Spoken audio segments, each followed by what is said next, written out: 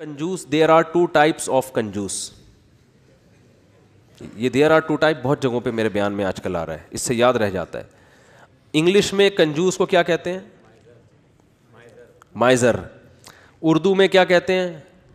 کنجوس.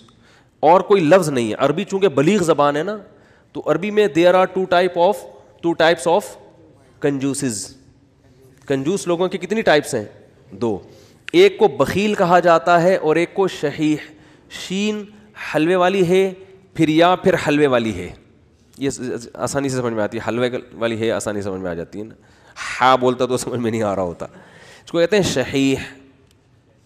بخیل کہتے ہیں اپنی دولت پہ سانپ بن کے بیٹھ گیا, لوگوں پہ بالکل بھی خرچ نہیں کرتا, خود ہی میں لگا رہتا ہے. کنجوس شحیح یعنی شح کہتے ہیں کم بخت اپنے اوپر بھی خرچ نہ کر رہا ہو, ہے بھائی. ایک تو ہوتا ہے نا پبلک کے لیے سخی نہیں ہے, سارا بچا بچا کے خود ہی کھاتا رہتا ہے. جیسے وہ ایک کنجوس باپ تھا.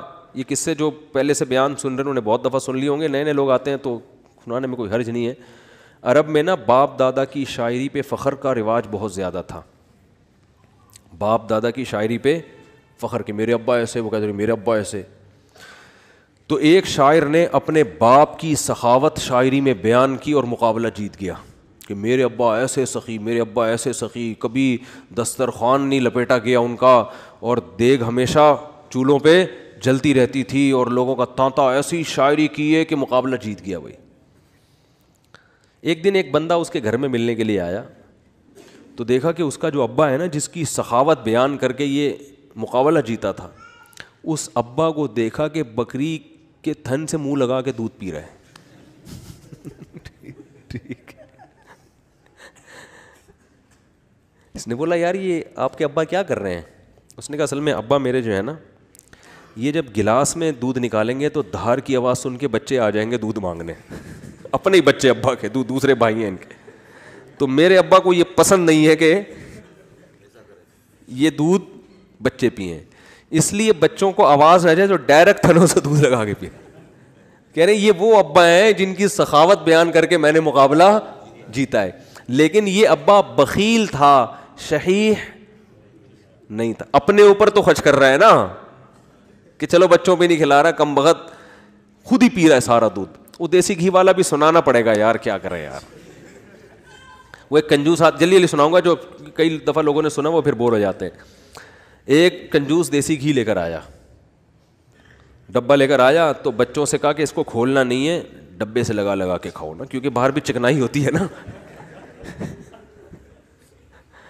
جب یہ ڈبہ بالکل چکنائی ختم ہو جائے گی نا, پھر ڈبہ کھلے گا اندر سے. اسی دوران اس کا سفر ہوا تو اس نے اس خطرے سے کہ ڈبہ بچے کھول نہ لیں, الماری میں لاکر میں ڈبہ بند کر کے چلا گیا. 1 مہینے بعد آیا, بچوں سے پوچھا دیسی گھی تو نہیں, ڈبہ تو نہیں کھولا؟ نہیں ابا. پھر کیا کرتے تھے؟ ابو الماری سے روٹی لگا لگا کے کھاتے تھے. ایک تھپڑ مارا ان کو, کہہ رہے کم بہت کچھ دن گھی کے بغیر صبر نہیں کر سکتے. اٹ از کالڈ کنجوس. یہ شحیح نہیں ہے, کیونکہ خود تو استعمال کرے گا نا, چپ چپ کے کھائے گا. تو وہ بھی جو بکری کے تھنوں سے منہ لگا کے دودھ پی رہا ہے, کم از کم خود تو پی رہا ہے نا. اور کنجوس کی جو سپرلیٹو ڈگری ہے وہ یہ ہے کہ خود بھی نہ پیے کہ دودھ کم نہ ہو جائے. تھنوں میں دودھ جمع ہوتے دھونے دے رہا ہے یار, کہیں کم نہ ہو جائے, پھر 2 قطرے نکالے کہیں سوکھ نہ جائے, بس اتنا. تو یہ آج معاشرے میں, پہلے تو ہم ان چیزوں کو لطیفہ اور مذاق سمجھتے تھے, لیکن جب آدمی چلتا پھرتا ہے نا, دیکھو ہم نے تو 8-10 سال علماء کے ساتھ گزارے, پبلک سے ہمارا ریلیشن ہی ختم ہو گیا تھا. جب مدرسوں میں گئے نا, وہ سارے دوستیاں یاریاں چھوٹ گئی. بالکل ایک علماء صلحاء کے ساتھ بیٹھنا, ان کی سخاوتیں ہم نے اتنی دیکھی, ہم حیران ہوتے تھے.